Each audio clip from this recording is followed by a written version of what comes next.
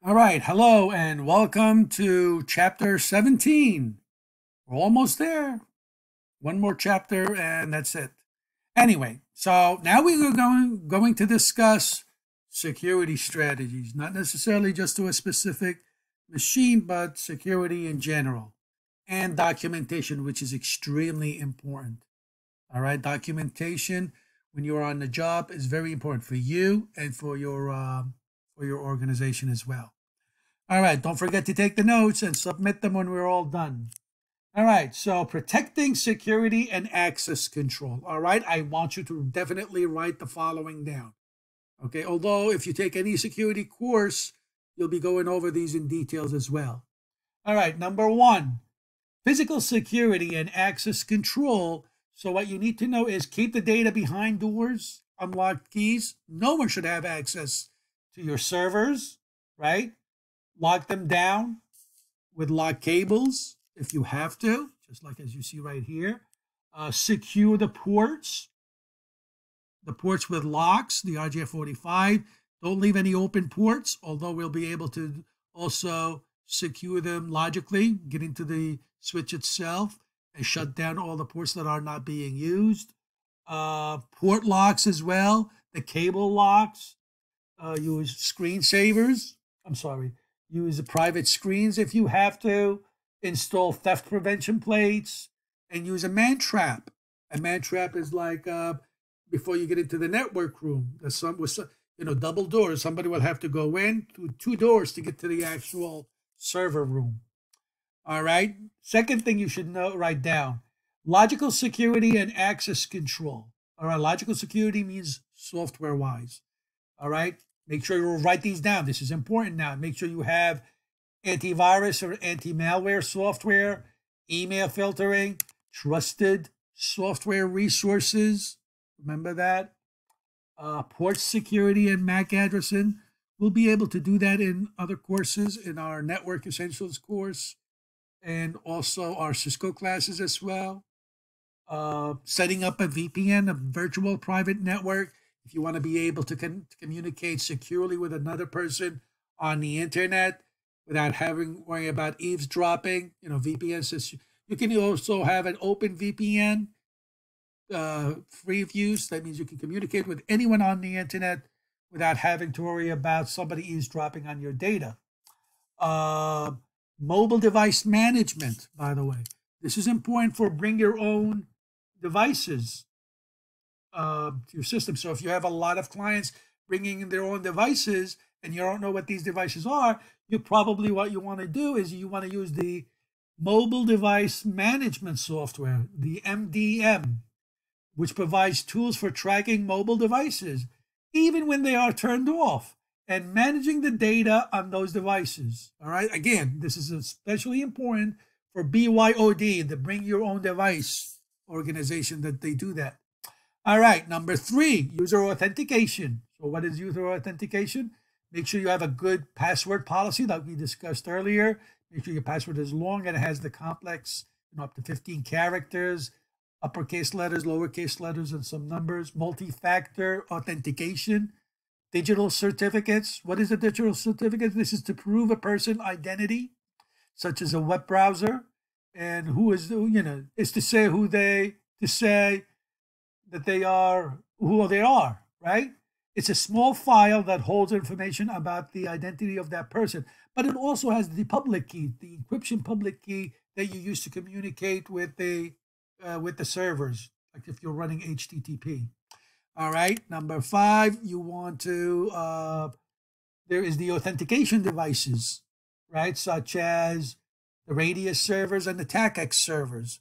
These servers, if I'm not mistaken, where are we here? Are we past that? Yeah, then we're talking. Okay, I think they were up here somewhere. Let me see. Did we get to that? Oh, I'm sorry. I jumped ahead. We're talking about software security tokens, or hardware security tokens, I should say. This is software token apps and digital apps. We talked about that. The authentication service devices. We have the Radius servers and the TACX servers. Well, before we get that, since we are here, you have the smart cards that you can use, right? You can have the token fob. Somebody will send you a key to type it in. So this is a good way. You know, you can't log in just the password. You have to have a random key generated that you'll be sent to you.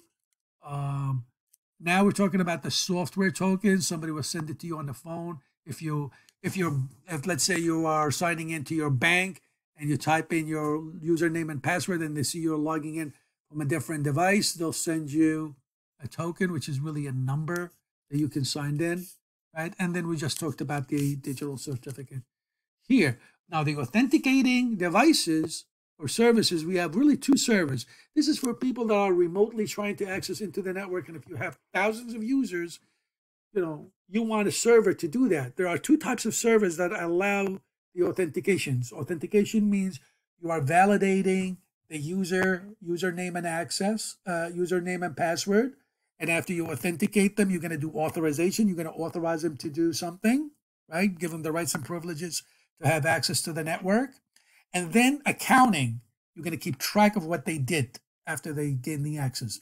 So those two servers, the Radius servers and the TACX servers, they do the AAA we call authentication, authorization, and accounting. All right. This is a good table for networking. You need to remember these. So the Radius, this is a good, when you juxtapose both of these next to each other to compare their characteristics. The TACX Plus is really a Cisco proprietary server. All right.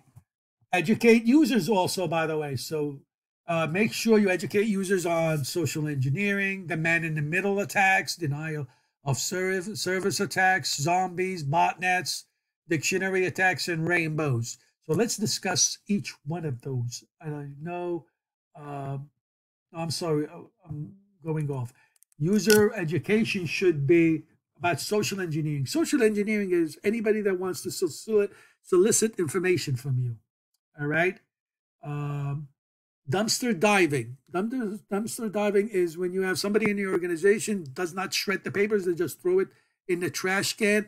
And you can gather a lot of information from these thrown memos. You can get names, addresses, phone numbers, you name it, emails. So there's a lot of stuff that you can get from a dumpster. So that's why you should always shred your papers, regardless if they are secret or top secret or not. Phishing. Phishing is being able to, fool you by sending you an email or a text or, saying that, by the way, they can, for example, if you have a PayPal account, they can send you an email sending you somebody access your PayPal account. Please click here to verify that that your account is okay. Of course, they want you to click on the link, type in your username and password. Then that's all they want. Impersonation, somebody to pretend to be you by getting all that information from the dumpster diving, and of course, spoofing your IP address or your MAC address so you can bypass the firewall, right? Make sure users know that if you get any emails or anything like that, nothing is free no matter what. Don't click on anything. IRS will never send you an email. So is your bank. They will always send you letters, okay? And never ever give your Social Security to anyone. You only give it to the people that you go to, the motor vehicle or the IRS. If you call them, not if somebody calls you. All right. So that's that. Now let's talk about malicious software on your personal computers and what you're going to do with them. All right. So let's discuss each one of those. Viruses, worms, Trojan horses, and rootkits. Viruses is another file that attaches to a legitimate file, and you download it on your computer, and it can just, harm you can actually bring your hard drive to a halt, corrupt files, and you name it. So you do not want viruses. Worms are really viruses that propagate through other computers on the network without the intervention of the users. All right, I want you to write these down so you'll know them.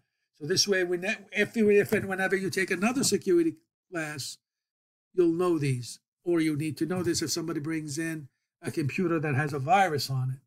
Trojan horses are viruses that sit dormant on your computer and wait for a certain amount of time to kick in. So they may be sitting there for months and you have no clue that you really have a virus. A rootkit is another virus that sits on your computer, gathers information in the background, sends it to the attacker, and then just erases everything, and you don't even know that it existed. So those are a pain too to get rid of. Then you got ransomware, right? Ransomware is somebody sending a key, encrypting your hard drive, and after the encryption is done, they'll say, okay, you send me $300 or I'll give you a key. Or they may be able to use the camera that's on your laptop to capture images and blackmail you, right? So we got to be able to protect against that. Zero-day attack. Now, with all the firewalls and antivirus programs, if somebody creates a virus or an anti-malware right now, that's a 0-day. They don't have any defense for it. So the only way to have a defense against that is to make sure you have some sort of a security policy in place. The man-in-the-middle attack. You could have a device or a software between the sender and the receiver, and they capture the data and they relay it. You can read everything that's being sent. So make sure that your data is encrypted. The denial of service attack. You can have millions of zombies. A zombie is when you send a software on a computer and you can control that software remotely. And if you have millions of them, those are a million zombies. We call it a robot network, which is a botnet. And when you initiate this millions of zombies to send requests to a specific server, that's a distributed denial of service attack. That server won't be able to handle all these requests.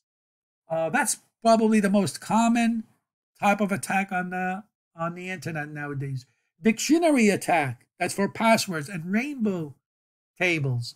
So if you type your password and your password is a well-known word in the dictionary, I can go through the dictionary in minutes, if not seconds, and figure out and guess what your password is. Rainbow tables, there are tables on the internet that you can download that can have trillions and trillions of passwords that are being used, all right? So make sure that your password is long and no one else knows it, all right? Very long in a sentence, and think of a sentence that no one else knows about. Even if you have to write it in English, but it sounds like a foreign language, but just remember that it's easy to write. At least 15 characters with some numbers and letters and capital and lowercase letters.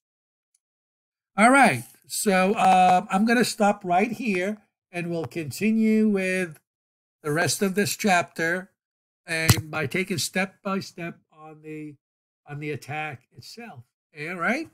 So write down whatever I told you to write down, upload them, and I'll see you in chapter 17, part 2.